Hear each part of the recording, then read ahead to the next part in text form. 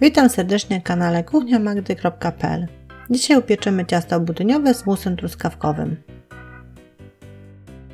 Zaczniemy od zrobienia biszkoptu czekoladowego, na który składać się będą 6 jajek, 100 g mąki pszennej tortowej, 120 g cukru, 3 łyżki kakao i 1 łyżeczka proszku do pieczenia. Oddzielamy sobie białka od żółtek. Białka dajemy do miski, plus szczypta soli. Włączamy mikser i ubijamy białka na sztywną pianę.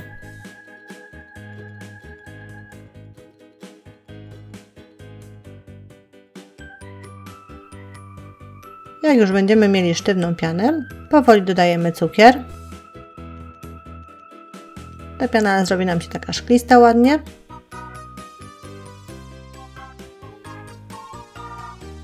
A po cukrze przyjdzie kolej na żółtka. Najlepiej dodawać je pojedynczo, żeby nie pozbyć się tego powietrza z piany. Dodajemy, mieszamy, aż do wykończenia żółtek.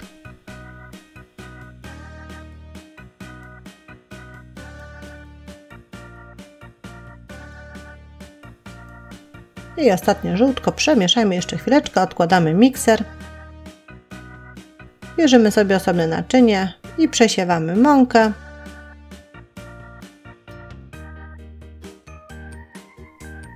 Kakao i proszek do pieczenia. Przesiewamy przez sitko. O, szybko idzie. I teraz taką przesianą mieszaninę będziemy dodawać do naszych białek, żółtek i cukru, które żeśmy wcześniej przygotowali. To robimy już ręcznie, bez użycia miksera, łyżką, w naszym przypadku drewnianą. Tu trochę dodajemy, mieszamy. Delikatnie, zdecydowanie pamiętajmy o bokach, o spodzie samym, żeby ta mąka nie opadła i nie została. A jak dodamy już całą mąkę, wymieszamy dokładnie. Odstawiamy na moment miskę, żeby wziąć foremkę. Sam spód wykładamy papierem do pieczenia. Wylewamy naszą masę na ciasto.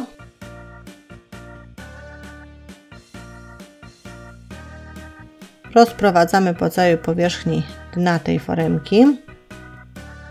Wyrównujemy lekko. I taką foremkę wstawiamy do piekarnika nagrzanego do 170 stopni Celsjusza, używając grzałki góra i dół. Pieczemy około 20 minut. Na koniec pieczenia można sprawdzić patyczkiem, wbijając sam środek ciasta, czy się upiekło, patyczek czysty, ciasto upieczone. Wtedy wyłączamy piekarnik, ale przez 15 minut w zamkniętym piekarniku trzymamy jeszcze biszkopt. To zminimalizuje opadnięcie tego biszkoptu. Po tym czasie wyjmujemy foremkę z piekarnika, odcinamy boki od foremki.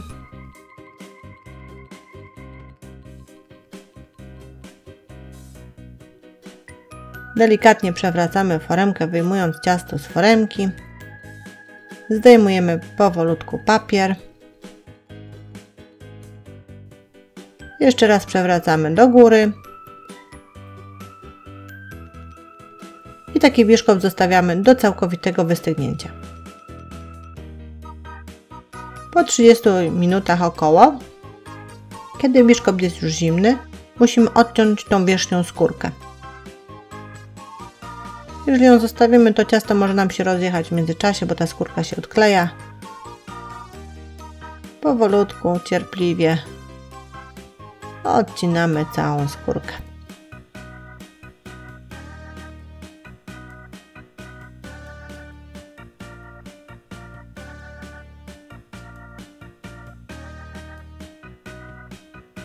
I nam się udało. Biszkopt jest przygotowany do późniejszego składania ciasta. Zostawiamy go, a my się zajmujemy masą budyniową. Składniki na masę budyniową: 1 litr mleka, 3 budynie śmietankowe bez cukru, 30 g mąki pszennej tortowej, 5 żółtek jaj, 150 g cukru i 250 g masła lub margaryny. Stawiamy sobie garnek na gazie, wlewamy mleko, podłączamy gaz. Nie za duży, powoli, spokojnie, niech to mleko się gotuje. A my robimy mieszaninę z żółtek, które musimy w misce rozbić aż podwoją objętość.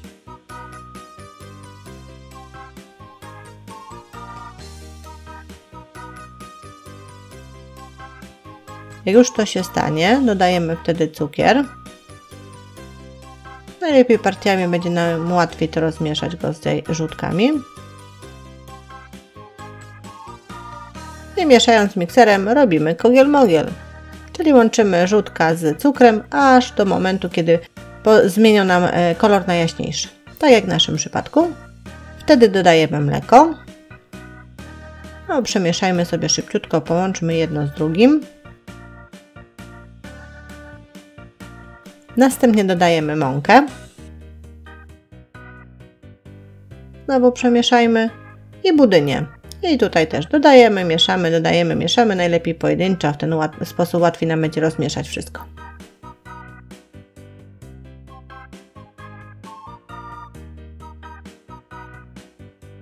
Jak dodamy ostatni budyń, przemieszajmy jeszcze wszystko dobrze. Odłóżmy mikser. No i prawdopodobnie mleko już się zagotowało. Tak jak tutaj w naszym przypadku bierzemy sobie czepaczkę i wlewamy mieszaninę jaj, mąki, budyni do naszego mleka. Najlepiej trzepaczką, żeby nie powstały grudki. I wlewamy, mieszamy. Niestety mieszać będziemy musieli do momentu, aż nasz budyń się zagotuje. Nie możemy przestać, bo jest ryzyko przypalenia się wszystkiego, a nie o to nam chodzi. Więc gotujemy, mieszamy, to nam gęstnieje w międzyczasie.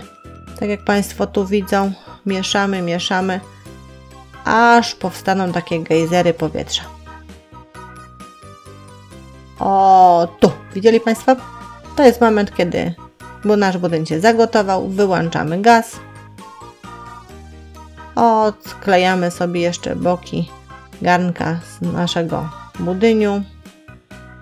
Przykrywamy folią aluminiową i zostawiamy do całkowitego wystudzenia.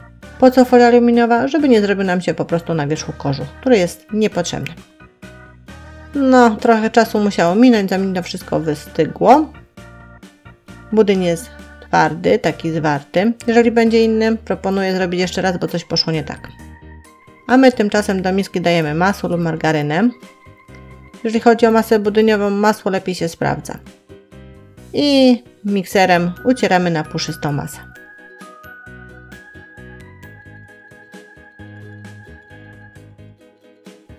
To chwileczkę zajmuje, ale jak już się uda, jak Państwo widzą, tam masło lub margaryna pouciekały nam na boki, więc proponuję sobie zgarnąć. I wtedy powracamy jeszcze raz do miksera, ale teraz już dodajemy ten nasz wystudzony budyń. Łączymy to masło lub margarynę z naszym zimnym budyniem. Najlepiej partiami, łatwiej będzie rozmieszać, tak jak zazwyczaj.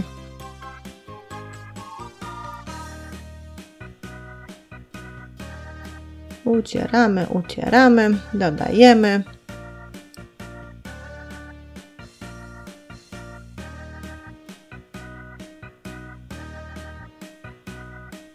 A jak już dodamy ostatnią porcję budyniu, to wtedy się przyłóżmy. Tą masę musimy dosyć dobrze wymieszać. Ona musi mieć taką jednolitą, ładną, jedwabną konsystencję. Jak już nam się to uda, odstawiamy miskę i zajmujemy się musem truskawkowym.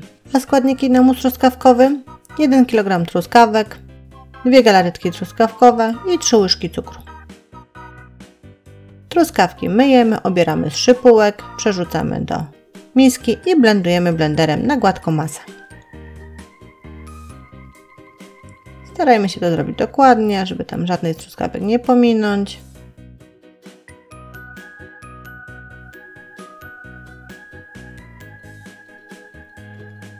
Jak już zblendujemy truskawki, dodajemy cukier, mieszamy jeszcze jedno z drugim. A po chwili odkładamy blender, bierzemy garnek, wlewamy nasz mus truskawkowy do garnka, podpalamy gaz i powoli zagotowujemy całość. A kiedy będziemy wiedzieli, że mus się zagotował? a on będzie tak rósł do góry, tak jak Państwo tu widzą. I wtedy wiemy, że mus się zagotował.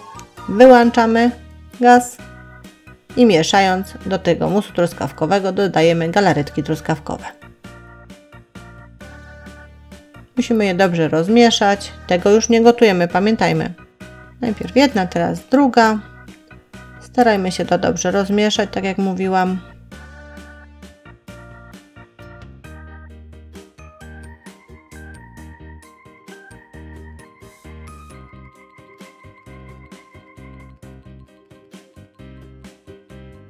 A jak już wszystko dokładnie wymieszamy, zostawiamy to do wystudzenia i takiego lekkiego stężenia. No i co nam pozostało? Złożyć ciasto. Ale zanim to zrobimy, musimy sobie przygotować jeszcze poncz do nasączenia biszkoptu. I tutaj potrzebujemy 200 ml przygotowanej wody, 1 łyżkę cukru i 2 łyżki likieru amaretto. To już opcjonalnie. A na koniec jeszcze potrzebujemy 300 g truskawek do wyłożenia na biszkopt. No i zajmujemy się składaniem biszkoptu. Znowu foremka, w której piekliśmy biszkopt, wyłożona świeżym papierem do pieczenia. Na spód wykładamy nasz upieczony biszkopt, wystudzony. I będziemy go teraz nasączać naszym ponczem, który przygotowaliśmy z wody, cukru i opcjonalnie amaretto.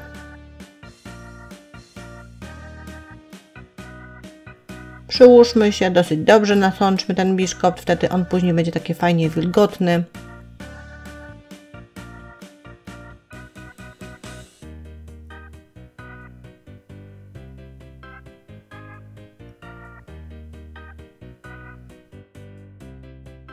A jak już dobrze nasączymy nasz biszkopt, będziemy na niego wykładać ćwiartki truskawek, które Państwo tu z boku widzą. Truskawki umyte, obrane z szypułek i pokrojone na ćwiartki. I układamy je na całej powierzchni naszego biszkoptu.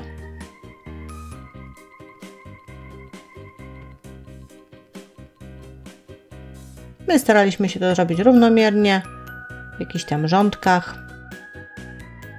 Mniej więcej na początku, później już nam się trochę rozjechało, ale nie szkodzi. Po całej powierzchni rozłożyliśmy. A na te truskawki wykładamy masę budyniową. I najlepiej proponuję zrobić tak jak my, partiami, powoli.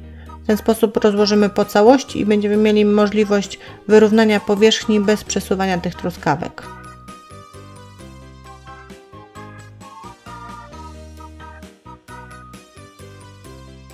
A teraz powolutku rozprowadzamy po całej powierzchni, wyrównując górę.